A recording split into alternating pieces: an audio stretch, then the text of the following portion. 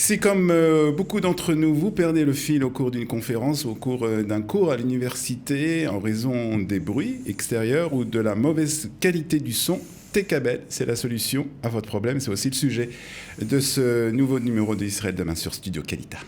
Israël Demain, c'est l'émission des innovations en Israël. Olivier Granillic vous fait découvrir chaque semaine toutes les nouveautés dans le domaine des nouvelles technologies, de la médecine et du social. Israël Demain, c'est l'émission qui parle du futur sur Studio Kalita. Et pour parler de cette solution, et c'est aussi une start-up, puisque nous allons parler d'une start-up qui a été fondée par David Chouraki. Vous êtes le fondateur, n'est-ce pas ?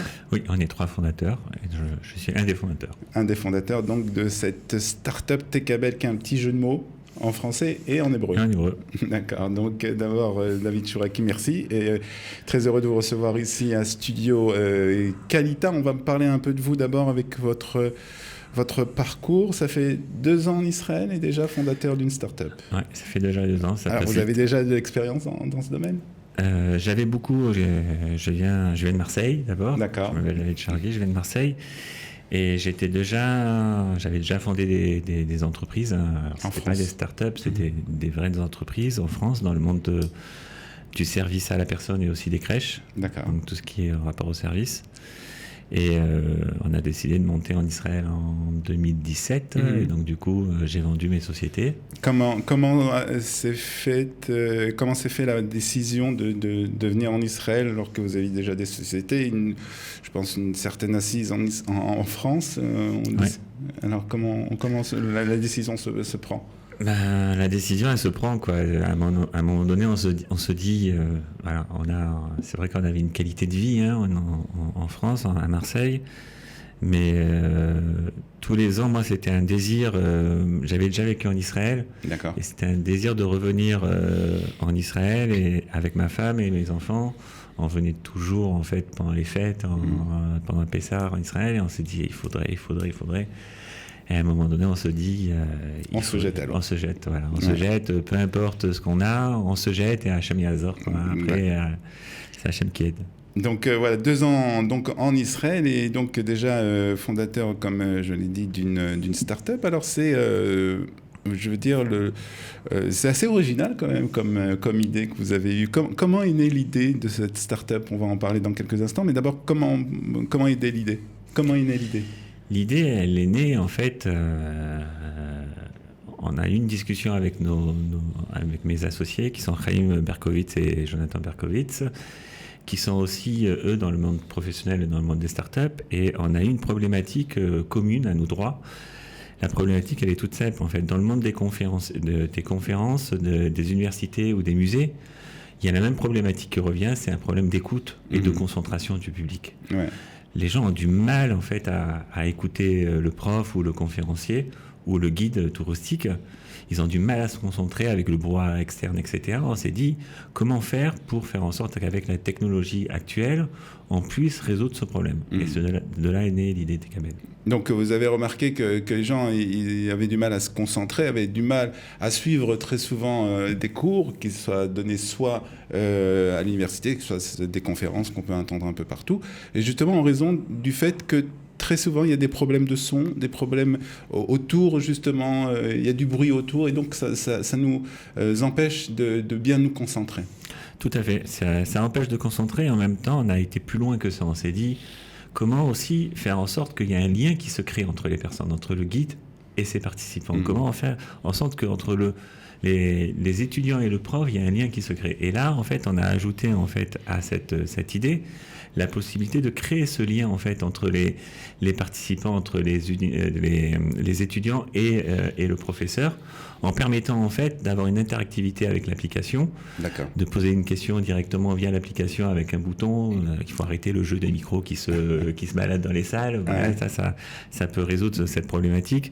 De permettre aussi de télécharger à la fin du cours le cours ou l'audio ou le PDF en fait de la conférence ou du cours qu'on vient d'assister Donc il y a toute cette qualité en fait. C'est une application. C'est une application. C'est une application Android et iPhone. Qui va donc qui dans quelques mois sera donc prête et qui pourra être donc utilisée. Alors expliquez-nous, vous l'avez déjà un peu fait, mais on va revenir un peu sur ça. Comment ça marche? Ben, c'est tout simple. Vous avez un téléphone, vous avez des oreillettes et avec une application en fait qu'on a créée, vous vous connectez en fait à une conférence qui est sécurisée. C'est-à-dire vous pourrez pas vous connecter à n'importe quelle conférence si vous n'avez pas été invité ou validé par le conférencier. D'accord. Et à partir de là, vous mettez vos oreillettes et vous écoutez en live. En fait, on a adapté la technologie pour faire en sorte qu'il y ait le moins de latence possible, quasiment nulle, entre le parler et l'écoute, pour vraiment ne pas gêner en fait, dans le quotidien. D'accord.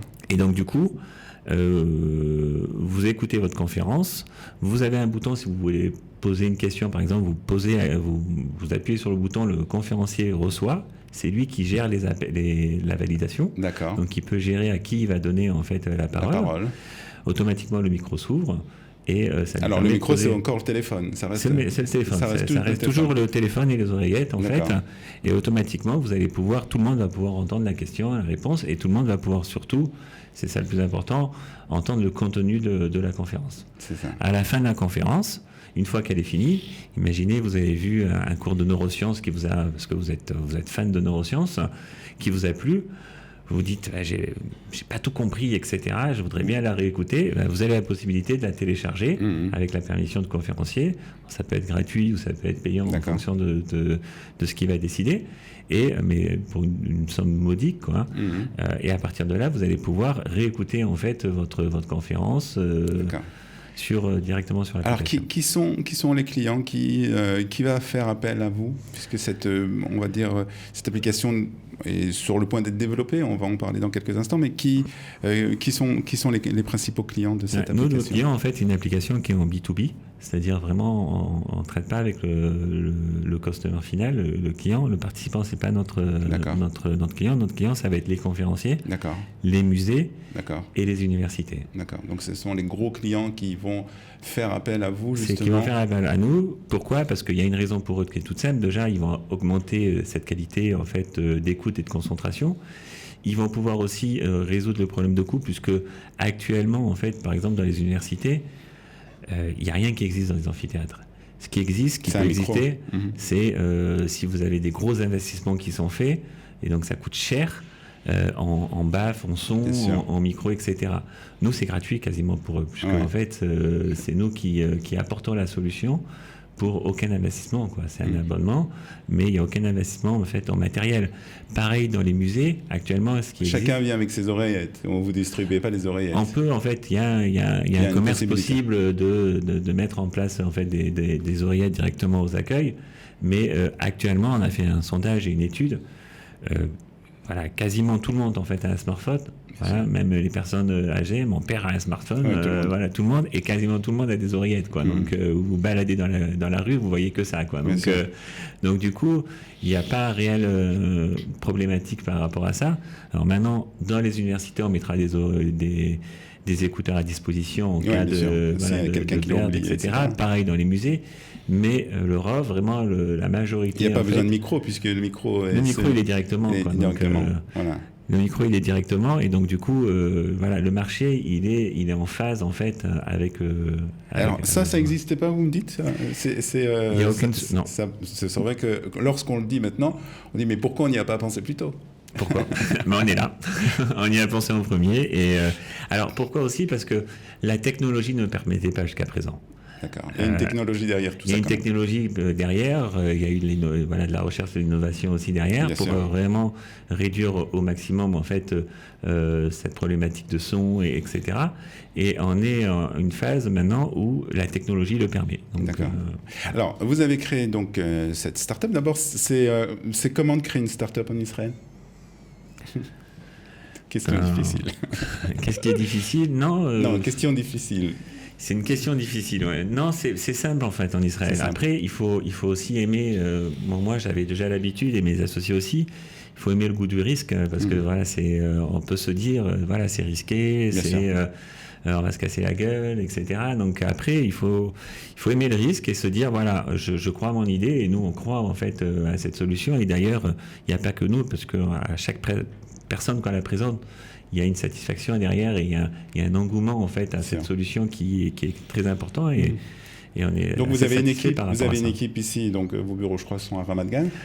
Vous avez une équipe de développeurs. On a une équipe de développeurs, on a un graphiste en interne aussi, une assistante aussi qui est là pour aussi nous gérer, nous aider, et on a une petite équipe donc encore. Une petite équipe encore, mais voilà, qui grossit. On a un QA qui va arriver là, qui est dans pas longtemps. On a aussi une personne pour tout ce qui est web qui va arriver. Au fur et à mesure, donc on a nos plans et on se développe au fur et à mesure. Donc vous en êtes où? Alors, il faut dire, l'application n'est pas encore sur le marché, on va dire. Ça va être sur le marché dans quelques mois. Vous en êtes où par rapport au développement?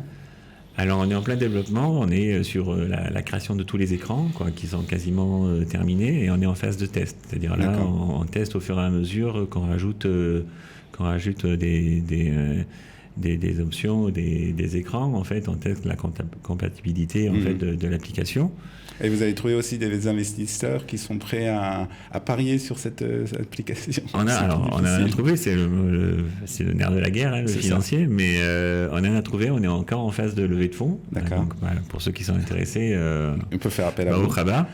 Vous êtes les bienvenus, mais voilà, on a déjà pas mal de personnes qui sont intéressées. Après, on est toujours à l'écoute et on reçoit les personnes si besoin. Est-ce que au niveau, donc, vous nous avez parlé des universités, des conférenciers, des musées, est-ce que là aussi, de ce côté-là, vous avez déjà commencé à prospecter de ce côté-là, et est-ce que vous avez un bon retour? Alors, on a plus qu'un bon retour, puisque déjà en Israël, l'application va sortir en France et en Israël. On voulait absolument, en fait, en tant que sioniste, la sortir aussi en Israël. Et aussi, on a un marché qui est là en Israël et qui adhère en fait à notre projet, et qui est plus qu'adhère, puisqu'il va être client, puisqu'ils ont déjà validé.